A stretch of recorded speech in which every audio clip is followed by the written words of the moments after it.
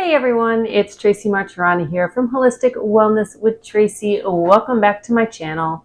Today I wanted to do another herbal spotlight and talk about one of my favorite herbs, and I know I'm not alone here, and that would be lavender.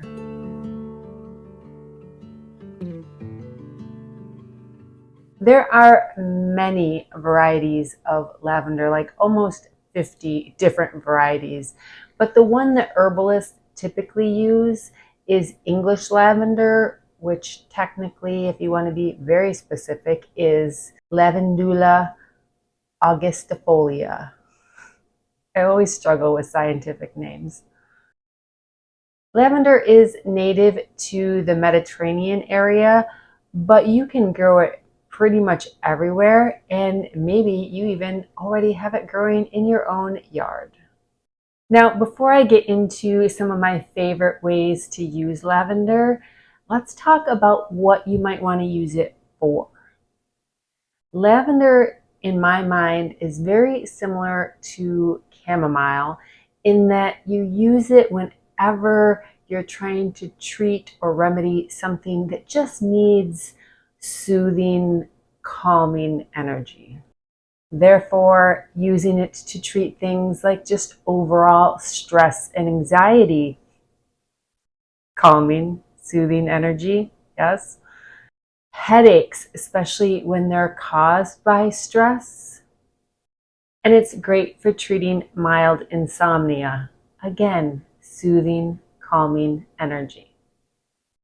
Now, in addition to that, lavender also actually has some antibacterial and antiviral properties. So I use lavender a lot, even in things like first aid salve, I'll use lavender. I use it a lot in any sort of skincare product, again, because of the calming, soothing properties. How many times can I say calming and soothing? But I feel like I have to say them a few times so that you really get that that's what we're looking at here. Soothing, calming. Yeah. So the two forms of lavender that I use is like dried lavender flowers. Can you see them? These ones are a little bit on the older side, so you can see they're not overly purple.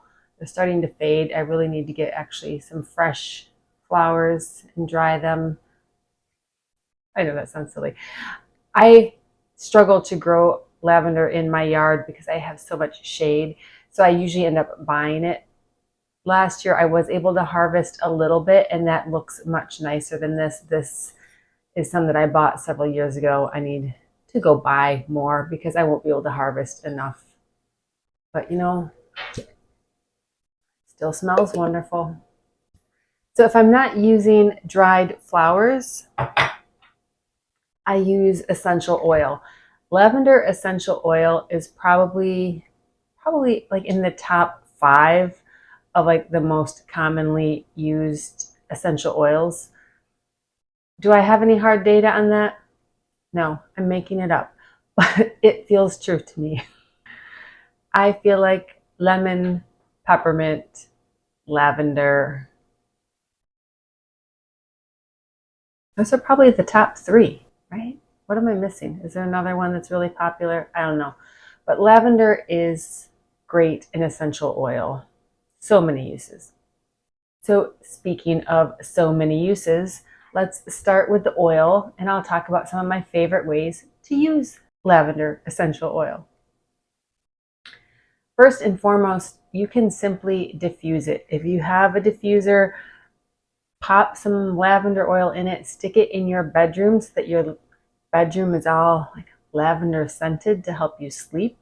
You can put it in a bathroom if you spend evenings like maybe taking a bath. While you're in the bath, add like 10 drops of the essential oil right into your bath water. Very soothing, very soothing, very calming. And it just smells so good, right? It smells wonderful. I also love to make a pillow spray, or maybe just call it a linen spray, to spray down my pillows and my sheets before bed. I make that with the essential oil. I just get a small glass spray bottle. And while these measurements are sort of made up because I usually just sort of dump things together, it's probably about a quarter of a cup of distilled water, a good splash of vodka. You could use rubbing alcohol, but I find like rubbing alcohol has too much of a smell. I don't really like to use it in things like this. So vodka is my go-to because it doesn't really add a lot of smell of its own. And then as much oil as you want. Typically for that amount, I would probably add 20 to 30 drops. If you're sensitive to smell and you don't want it to be strong, use a little less.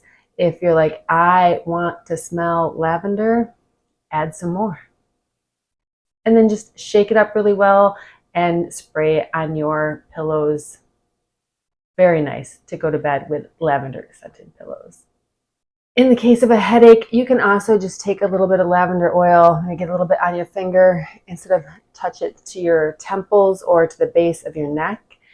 The one thing I would say about putting lavender oil on your skin, if you have very sensitive skin, you probably don't want to use the oil directly out of this bottle. You want to add it to a little carrier oil, like maybe just some almond oil or even grapeseed oil, something that doesn't have a strong smell and isn't too heavy, but just to dilute it down a little bit. For me, I can rub this all over my body. It doesn't bother me in the least. But if you are very sensitive, I have seen people who like break out if they put the oil directly on their skin because their skin is sensitive. So know thyself and do the right thing for you. You can also, if you have like an unscented lotion, take some lotion, put it in your hands, add like a couple drops of the oil, and then put that on your body right before bed. Can you tell I like lavender? And then if you have the dried flowers, you're like, how do I use this? Well, number one, you can use it as a tea. You could drink it all on its own, just lavender tea, but to me, that's not like the best. It's a little too perfumey. I like lavender mixed in with chamomile. So I probably mix it, I don't know, I want to say maybe like 5 or 6 scoops of chamomile to like 1 scoop of lavender. You know, it's all up to what you like, whatever taste, whatever your taste buds prefer, more or less lavender. I've made a lavender lemonade where if you make lemonade like using simple syrup, you just put like a good teaspoon of the flowers into the simple syrup, let that steep a little bit, and then strain it out to make your lemonade. Delicious. Yum. And then the other favorite way I love to use lavender, dried lavender, is to make sort of like a lavender compress. This works really well if you're treating a headache or if you're treating sunburn. So let's say you have like a sunburn on your tops of your shoulders. When you come home, make a nice strong lavender tea. So I would probably say like a good teaspoon of lavender flowers, cup and a half of like boiling water in some sort of like heat proof. I usually use like a Pyrex mixing cup. Stir it together, maybe cover it, let it sit. Let it sit until it cools down to like close to room temperature, or if you're treating the sunburn, maybe even put it in the fridge and let it get nice and cold. Then pull it out, strain it, take a washcloth or maybe 2, and then dip the washcloth in that tea, wring it out. If you have like burnt shoulders, just put like 1 washcloth on each one and let that cold lavender compress ease and calm and soothe your sunburn. Or if you have a headache, take 1 washcloth, dip it in, squeeze it out, and then just lay down and let that just rest over your eyes. Oh, it's so nice. Lavender tends to be one of those herbs that beginners gravitate to as well because it is typically quite safe. There's so many different uses for it, but I will give you a word of warning. I do know someone who is allergic to lavender, which in my mind is very sad.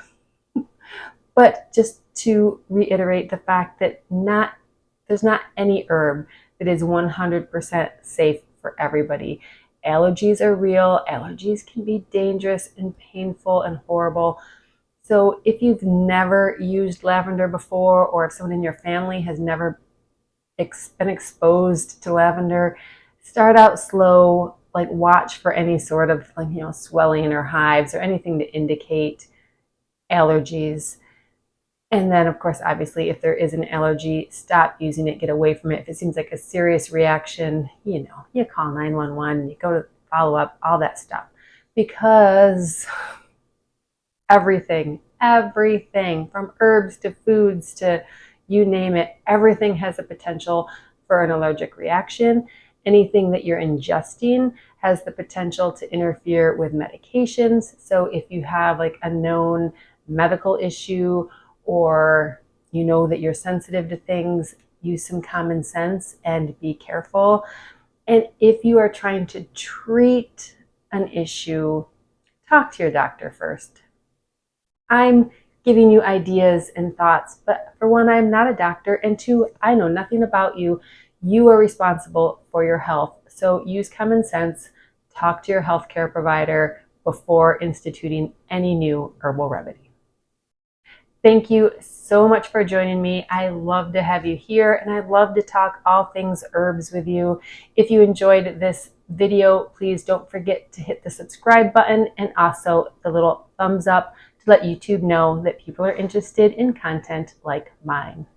Thanks, and have a great day.